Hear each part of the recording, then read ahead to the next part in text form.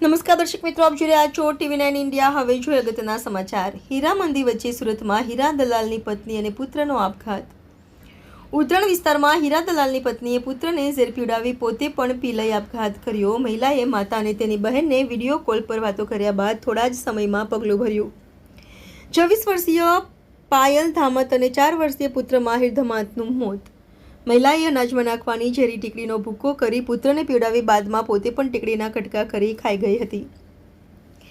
ઝેર પીતા બાદ પોતાને ઉલટી થતી હોવાનું જણાવી પતિને ફોન કરી ઘરે બોલાવ્યો। પતિએ બંનેને તાત્કાલિક નજીકની ખાનગી હોસ્પિટલમાં સારવાર માટે ખસેડાયો।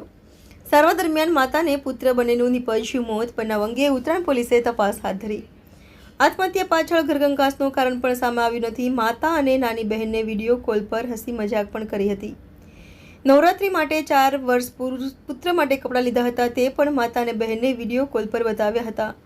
આત્મહત્યા પાછળ આર્થિક સંકળામણ કે ઘરકંકાસનું કારણ સ્પષ્ટ થતું નથી। ઉત્તરાયણ પોલીસે મહિલાનો ફોન કબજે લઈ વધુ તપાસ હાથ ધરી છે।